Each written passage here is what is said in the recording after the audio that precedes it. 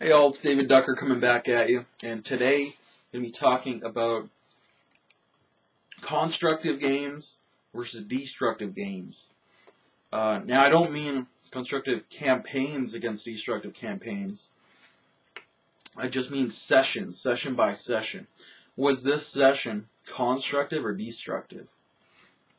And there's a time and place for both, or either. One is not better than the other, but one depends upon the other. You know, it's like salt and pepper. If you have too much pepper, that's bad. If you have too much salt, that's bad. If you have no pepper, that's bad. If you have no salt, that's bad. It's going to be both present and in some kind of balance. Now that can be seasoned to taste, obviously. But let's start with definitions. So constructive sessions are any that build up for the future. That's it. So anything that introduces new places, new people, new concepts, new NPCs, new monster types perhaps, that was constructive. You introduced something new. You built the world. And destructive is any time you take away from the world. You kill people, you kill individual monsters, genocide planets, and blow up civilizations, whatever you want. If a religion collapses, government is overthrown, anything that takes something that was established and makes it not matter anymore, and scatters it to the wind, that is destructive. Now they're both fun though in different ways, but you need one to have the other. So constructive is fun because you get to explore and experience, and there's a lot of roleplay value in that. Destructive is fun because you get to change the world, affect the world, be powerful in the world, and that's awesome. Or you get to witness a tragedy, which is a great role-playing opportunity. So those are our definitions. Now we're going to talk about the ratios, because I've been with a lot of GMs who mess this ratio up. They'll start the session, they'll introduce something, so they've constructed, but by the end of the session, they've destroyed that thing they introduced. So we meet an NPC, and he seems cool, he's a nice guy. Then he tries to kill us, and we end up killing him. It was fine as a one session, that's fine. But if you zoom out, and that's in context, how did that affect our long-term plot? Was that whole session constructive or destructive? Or neutral? Neutral's like the worst of all worlds. Just like Miley Cyrus. But you want to, if you have that, every session, you zoom out and look at the big picture. You want to be able to see the build, the climax, and the drop. Or more like a build in the apex and the drop. So you build up the world, you build up your cast. There's more people, there's more places. And then you have some point, a tipping point, and now people start dying, places start getting destroyed, and eventually you get to the end of the game. And it could look like this, up and down and end, or it could look like up and then down and then end. It all depends on your pacing. But a lot of GMs have up, down, up, down, up, down, up, down, up, down, and it's accomplished nothing. This is their plot. It's intro, rising action, climax, denouement, and it's all straight line. It's not exciting.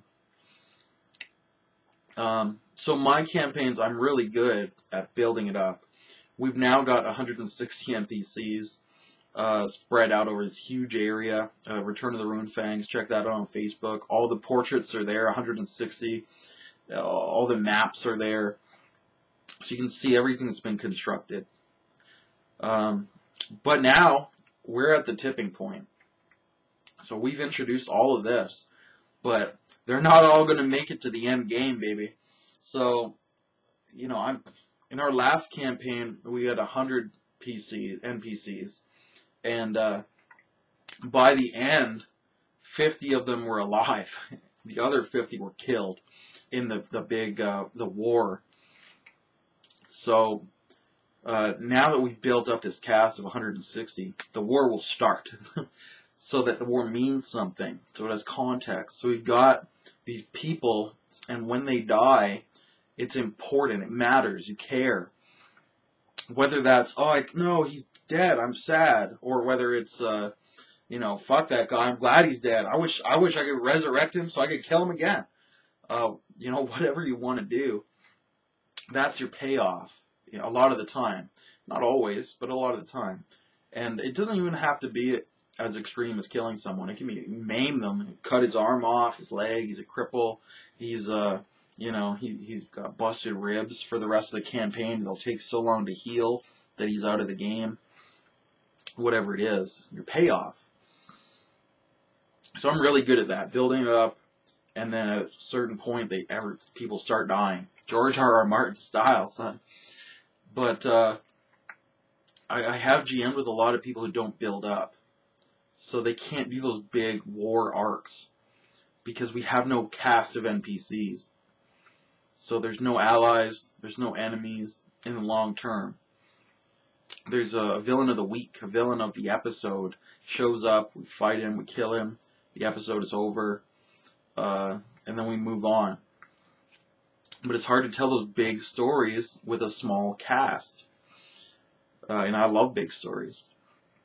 So this video is basically reminding all the GMs, build up your world so that you have something to work with later.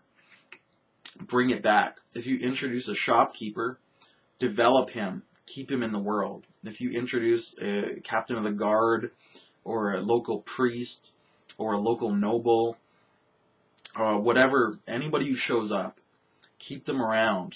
Try to keep them alive. Try to build your cast up so you have things to work with.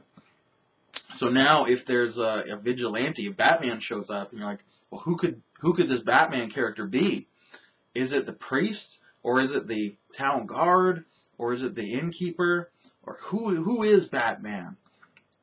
Whereas if you have a game and you meet Bruce Wayne and then Batman shows up and you're like, who could it be? It's clearly Bruce Wayne because we haven't met any other NPCs. So either it's Bruce Wayne or it's someone we've never met, in which case that story sucks. You know, so you can have so many more stories with this large, diverse cast of characters. So my recent experience, I've been in Aaron Kenderson's game, and it's a very, very good game, actually. But he has some limitations still. He's still finding his feet as a GM. And one thing I notice is that he'll bring somebody in, and we'll talk to them, and they'll stick around for a short time, and then they'll die, or usually they'll die because they'll attack us. That's the villain of the week. But in the long term, he doesn't have as much to work with. Now, Aaron has set up things about the world that we can work with, but we don't have a face to it. We don't have people in it. So what I did as a PC is I came in and I said, well, we're on this ship. So in the first session, I'm going to establish this is my steward. I got my steward here, UA. And UA takes care of all my financial obligations and my personal needs. He's like my butler and my accountant. So now we've got a character to work with. So we built up. I built him up. The GM didn't even have to. I was just like, this is my steward. You can play as him. Aaron, obviously you're the GM. This is your character, but I'll make him for you. And I'll talk to him and I'll, do all that. And then the next session, I went to the ship's marine captain. And I'm like, yes, Marine Captain Gurney. And I describe what he looks like and what I know about him. And then I hand him off to Aaron, and I'm like, here's another NPC. And we had a role-playing scene. And I just talked to him, and I left. So I've constructed another NPC. Now the cast of the ship is 2 instead of none. And so I kept doing this, and by like by the 6th session, we got 6 people on the crew. So we got the helmsman, we got the master of marines, I've got my steward, we got the gunnery chief, we got the ship's chaplain. So we have this cast of characters to work with. So I can role play with all of them. If we get in a situation that's applicable to them, they can be applied. So if we're getting a combat scenario, the gunnery chief is the one firing the guns. The pilot I've introduced is the one flying the ship. If we need a boarding action or amphibious assault from space, the marine captain is the one leading it. We've got a face to each of these divisions now. So when we're in combat and the marines on the planet are overrun by insectoid aliens and they're all eaten, it means so much more, because I can be like, oh my god, Gurney's dead. Oh, poor Gurney. And we have a funeral for him. And then maybe he's not dead and he survived, but he hates us now. And then we built this storyline up. Wow, Gurney comes back and he fucking hates us and wants to kill us. That's awesome. Or we get in a starship fight. Our ship is in combat with another one. A laser beam cuts the bridge in half. And we're all player characters. We have fate. We have destiny on our side. Destiny points. So we managed to hang on until the force field comes up and stops the explosive decompression from sucking us out. But our helmsman is just an NPC. Has no fate, no destiny. He gets sucked out into the void. So I'm like, Gregan is dead. Oh my god. And I'm freaking out. And, again, we have a funeral and mourning for him. Or, when the ship's morale dropped low, because the ship was shot up real bad, so the morale dropped really low. So it was, the GM determined there would be a mutiny. And because he had this cast of characters, though, you could say that Gurney was the one leading the mutiny. And we're like, And this is this is before Gurney obviously was eaten by aliens. But we could say, Gurney, how could you turn against us? And it's so personal, because you've known this guy for like 7 sessions or 6 sessions or whatever. So like, Gurney, how could you turn against us? Why would you do this to us? And it's personal. Or you could have other crewmen join in that mutiny as well, or stand by your side loyally and not participate in the mutiny because you have a relationship with them. In Gurney's case, we ended up like forgiving him, and he came back. He served his time for his crime, and but he came back, and he was loyal to us again. We worked things out. We didn't even kill him. We didn't even destroy him. We just kept building with him. So then when the aliens ate him, it's like, oh my god, and it's a big deal. And if he survives and comes back for revenge, it'll be an even bigger deal, because we have all this history with the character. It's so much better than, our morale dropped. A mutiny happens. This guy you've never met before is leading the mutiny. And then we kill him.